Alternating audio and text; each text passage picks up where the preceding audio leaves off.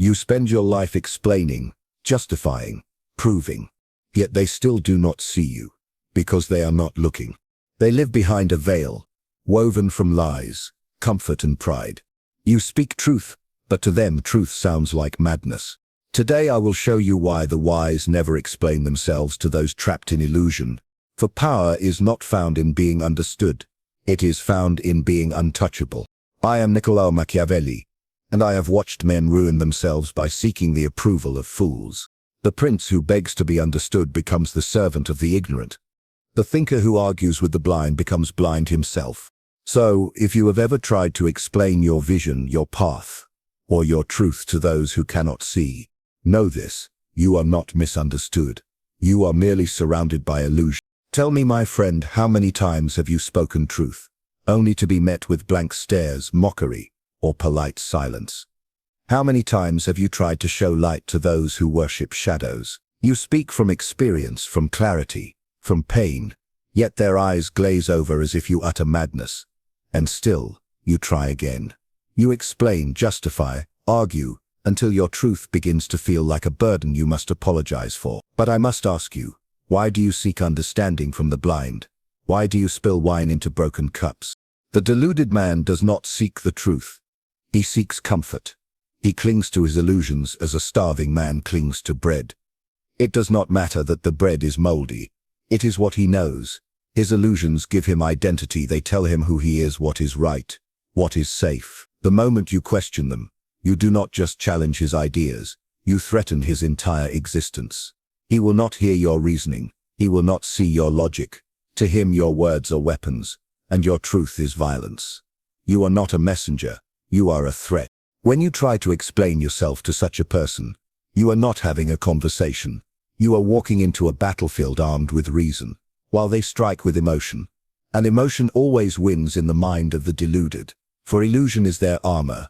It protects them from reality. They do not want to understand you. They want to defend the walls of their fantasy. Every word you speak only strengthens those walls, for they twist your meaning to fit their narrative. You cannot penetrate illusion with truth. It must crumble from within.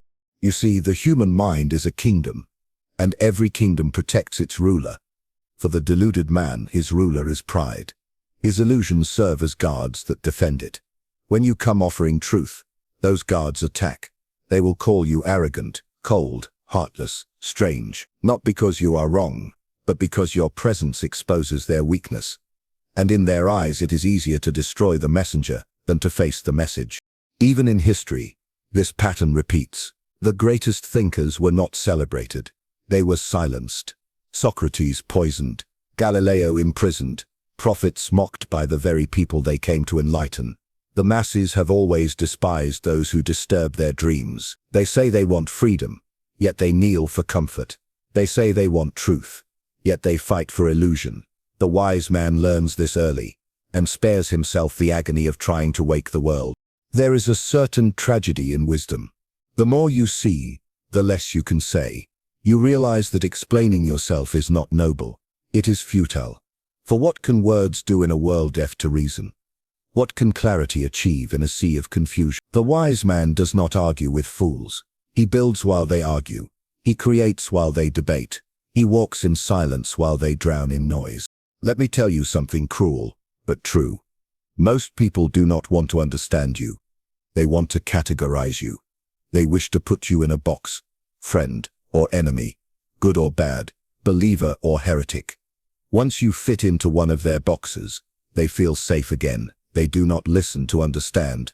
They listen to confirm what they already believe. And if your truth challenges that, they will discard you before they ever consider you. That is not misunderstanding. That is survival instinct. Their illusion must live or they will fall apart. When you explain yourself to such minds, you are not lifting them. You are lowering yourself. You descend from the mountain of insight into the swamp of validation, and soon their confusion becomes yours. You begin to doubt your clarity. You begin to soften your truth. You dilute your vision just to make it easier for them to swallow. And before long you forget why you spoke at all. The deluded man has not changed, but you have. You have traded your power for their approval. You must understand, not everyone deserves your explanation. Not everyone is ready for your depth. When you speak to minds not prepared for understanding, your truth becomes poison to them. They will reject it, and in doing so reject you. So let them. For explaining yourself to those trapped in illusion is like showing a mirror to a man who fears his reflection. He will break the glass and blame you for the fragments. Some will say you are arrogant for keeping silent, that you owe the world your reasoning.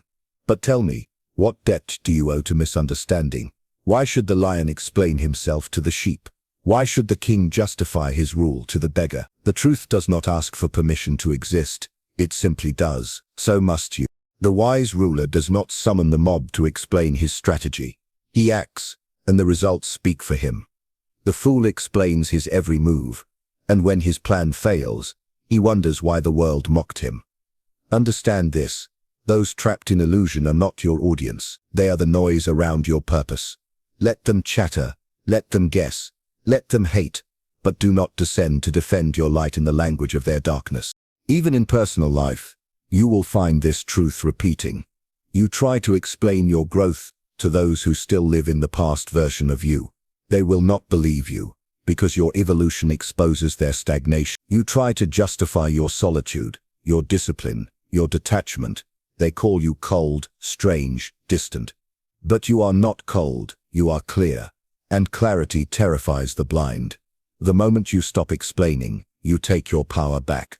You stop being a performer in their illusion and become the architect of your own reality. They will call you misunderstood.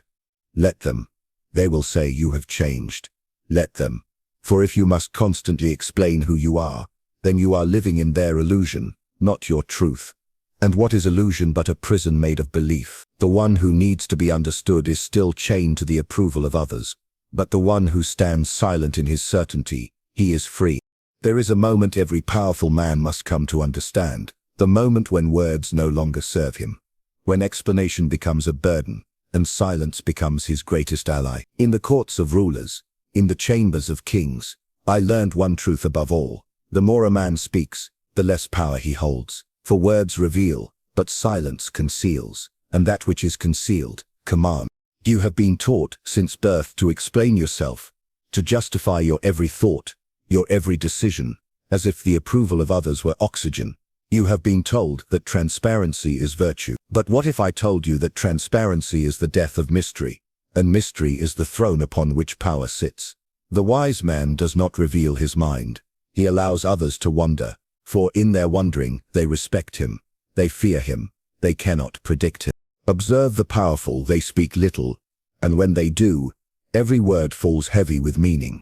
The weak chatter endlessly, hoping their noise will fill the emptiness of their influence. But the silent man, he needs no noise. His presence is his argument. His stillness commands more attention than 1,000 speeches. When you stop explaining, the air around you changes. People begin to question, to imagine, to project their own meanings onto your silence. And in their guessing, they hand you their power. You see, silence is not emptiness. It is control. When you hold your tongue, you control the rhythm of conversation. You force others to fill the void, and in doing so they reveal themselves. Their insecurity, their fear, their hidden motives, all spill out in the face of your quietness. The man who cannot sit in silence is a man terrified of himself. The man who can has mastered himself, and he who masters himself masters all others. There is a certain majesty in restraint. When everyone speaks, to remain silent is to stand apart. The crowd tries to drag you into their noise, debates, arguments, accusations, and they will tempt you with the illusion of defense. They will say, explain yourself, prove yourself, defend yourself, but every defense you make lowers you. It signals that their opinion has power over your peace, that their judgment still rules your mind. The strong man does not explain, he acts. He lets the results speak for him, and they always do, more eloquently than words ever could. In the political courts of my time, I saw how silence could win wars. The clever prince never reveals his intentions. He smiles when betrayed. He listens when insulted. He allows his enemies to believe he is unaware, that their schemes are hidden. But in truth his silence gathers more intelligence than 1,000 spies. And when he moves with precision, because silence has sharpened his observation. To speak too soon is to expose your weapon before the battle has begun. Think of how many mistakes are born from words spoken too quickly.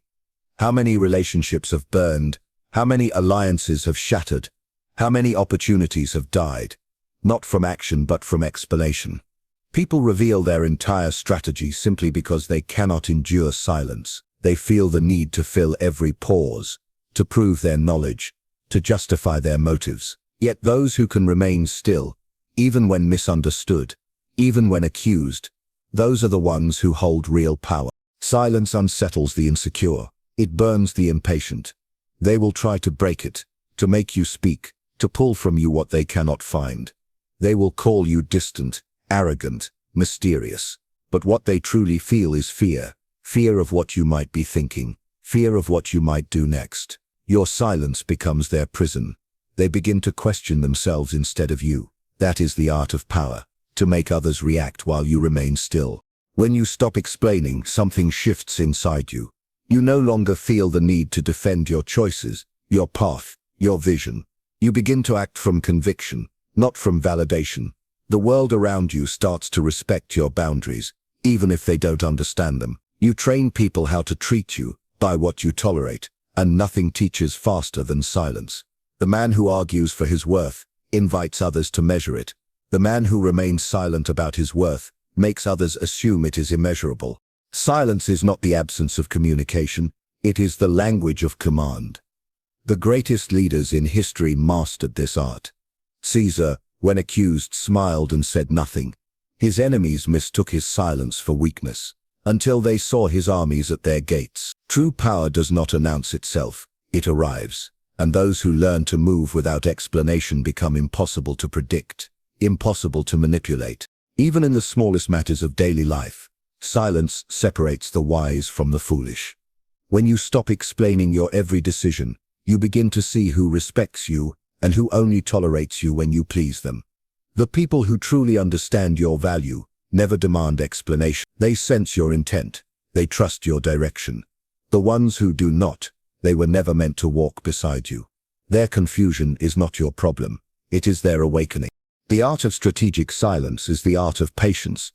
It is the discipline of the mind that no longer rushes to be understood. The moment you feel the urge to explain yourself, stop. Let that discomfort rise within you. Let it burn. That fire is the ego dying, the need for approval crumbling. And from its ashes rises something far greater, sovereignty. The kind of inner authority that no insult can shake, no accusation can weaken. Imagine this. You stand before a crowd that questions your every move, your every choice. You could explain, you could fight, but instead you simply look at them, calm, composed, unmoved. That silence, that refusal to justify, becomes your crown. They will talk, they will speculate, they will invent stories about you. Let them. Each story they tell reveals more about them than it ever will about you. And through it all, you remain what they cannot understand. Do not mistake silence for passivity. It is not surrender. It is strategy. It is the art of choosing your moment. The world rushes to speak, but the powerful man waits. He observes, calculates, listens, for he knows that the man who breaks silence first often loses control. Power belongs to those who can endure the quiet, who can let others expose themselves while they remain unreadable. And understand this. Silence is contagious. When you master it, others begin to mimic it around you. Conversations slow down. The energy shifts. People start choosing their words carefully. You have set the tone without saying a single word. That is the unseen influence of the powerful. They dictate the atmosphere merely by existing within it. So when the world demands that you explain who you are, where you're going, and why you've changed, do not rush to answer. Watch, wait, let your silence work. For in that silence the truth grows stronger, your power sharper, and your enemies more uncertain. Look closely at the world around you. Its kingdoms, its faiths, its markets, its politics, all of it, my friend, is built upon illusion. Gold has no value except what men agree to imagine. Titles have no meaning except what society decides to worship. The masses do not live in truth. They live in stories. Stories that give them identity, order, and hope. The powerful understand this, and they never destroy illusion. They rule through it. The wise do not shout at the crowd, "Wake up," for they know the crowd does not want awakening. The crowd wants to sleep inside a pleasant dream. The illusion is their warmth, their safety, their God. You cannot take that from them without making them your enemy. The moment you strip away their illusion, they will not thank you. They will hate you. They will accuse you of arrogance, of madness, of corruption. They will call you evil because you showed them truth. Remember this: those who love illusion will crucify the one who exposes it. Every ruler in history has known this secret. The masses are not guided by truth. They are guided by belief. They do not follow what is real. They follow what feels real. That is why religion commands more loyalty than reason, why propaganda conquers faster than armies, and why symbols move people more than facts ever could. The ruler who understands this does not waste time explaining truth to the crowd. He feeds their illusions carefully, directing their chaos toward his purpose. It is not deception, it is survival. The masses crave illusion because truth demands responsibility. Illusion allows them to feel righteous without being wise, powerful without being capable, and safe without being free. The prince who understands this knows that men prefer comfort over clarity. He does not fight this nature. He shapes it. He crafts illusions that serve order rather than destruction. The greatest manipulation is not to lie but to tell a truth so wrapped in illusion that it becomes irresistible. And yet, there are those rare few who awaken. They see through the veil and begin to despise the theater of the world. They want to tear it down, to expose the lies that everyone worships. But these men often destroy themselves. They forget that illusion is not just a lie. It is the glue that holds humanity together.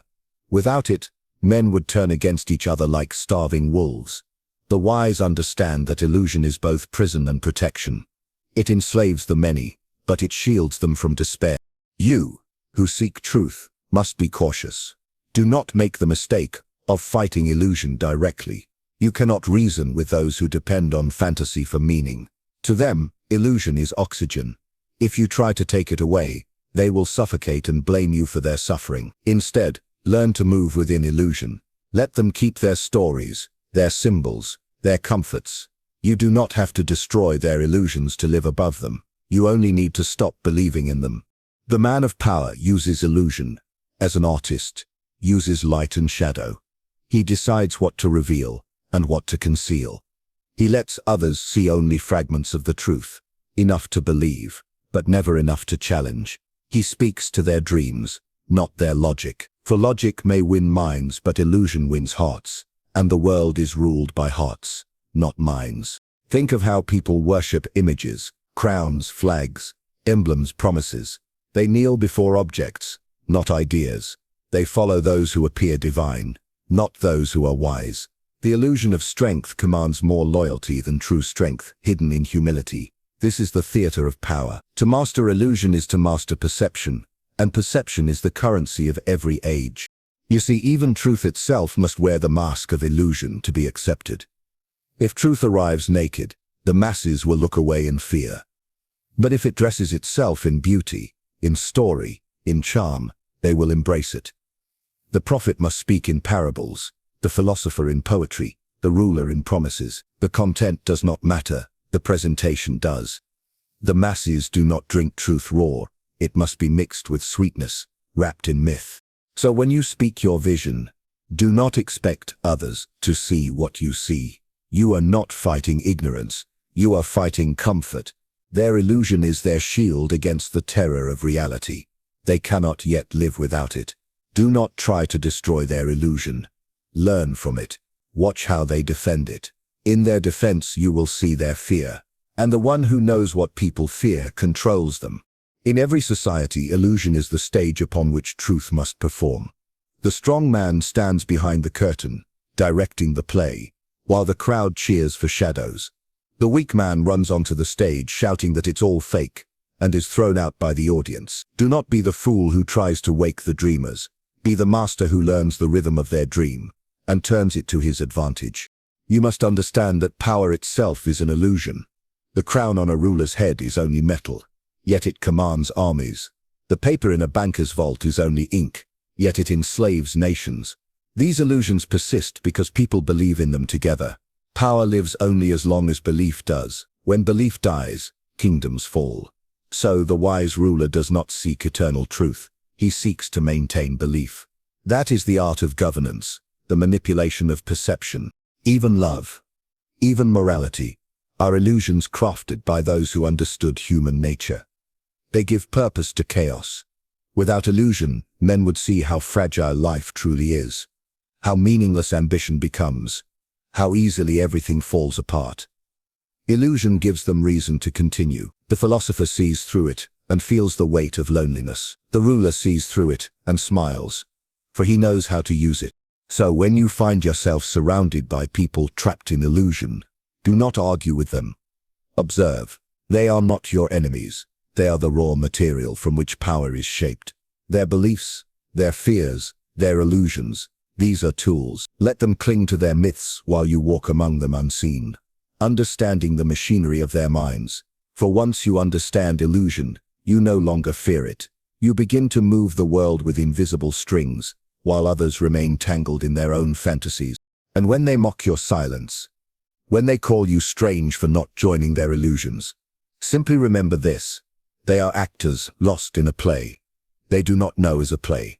You, however, have read the script. You know that the world is not ruled by truth, but by the beautiful lies that men choose to believe. There comes a time when a man must decide whom he serves, the illusions of others, or the authority within himself. Most will never reach that point, for they live their entire lives explaining, defending, and justifying themselves to the crowd. They live like servants, chained not by iron but by the opinions of others. Yet the rare few, the ones who rise above the noise, understand a sacred truth. The moment you stop explaining yourself, you reclaim your throne. You become the ruler of your own vision. You see, the mind is a kingdom, and every man is born its ruler. But the weak surrender their crown early. They let others govern their emotions, dictate their values, shape their destiny. They hand over their authority piece by piece. Every time they say, "Please understand me," every time they beg to be seen, to be accepted, to be approved. And when the mind has too many rulers, chaos reigns. You cannot lead yourself while seeking permission from those who cannot even lead their own thought. When you stop explaining, something begins to awaken inside you. A kind of quiet sovereignty. It is not arrogance. It is not rebellion. It is clarity. You begin to see that your purpose does not require applause, that your path does not need witnesses. You understand that the need to be understood is the final illusion that keeps the powerful enslaved. You stop chasing validation and begin shaping destiny. And that, my friend, is when true power begins. The masses live outward. They seek guidance from others because they fear their own reflection. They measure their worth through the eyes of strangers. If they are praised, they glow. If they are ignored, they crumble. They are like leaves blown by the winds of opinion, forever moving, never standing. But the sovereign man, he lives inward. He draws power from the well within. He listens to his own command. His vision becomes his law. He acts not because others agree, but because he has decided. That is the freedom of kings. Not gold, not status, but independence of thought. To walk this path, however, is not easy. You will be misunderstood. They will call you selfish, cold, distant, perhaps even cruel. But remember this: when you no longer explain yourself, you expose their insecurity. They will not understand how you live without approval, how you move without reassurance, how you remain calm when others question you. They will confuse your certainty for arrogance, your silence for weakness. But that confusion is not your burden to carry. Their judgment is the echo of their own limitations. You owe them nothing. Power is not loud. It does not demand understanding. It simply moves with conviction. When you no longer seek to explain, your actions become sharper, your energy purer. You waste no time convincing anyone of your intentions. You act, and your results speak for themselves. That is how great rulers move. They do not argue over vision. They embody it. They do not declare their plans. They reveal them through triumph. The sovereign man learns that silence is the language of authority. When I walked through the courts of Florence, I saw this truth unfold daily. The weak would gossip, argue, and justify their failures. The powerful would say little. They understood that every explanation was a leak in the fortress of influence. The one who speaks too much gives others the map to his mind. The one who remains silent leaves them lost in wonder. Mystery is not deception. It is protection. To rule yourself, you must guard your inner vision as a king guards his throne. And yet sovereignty does not mean isolation. It does not mean arrogance or pride. It means that you have built such strength within that no external storm can shake it. You can listen to others without being controlled by them.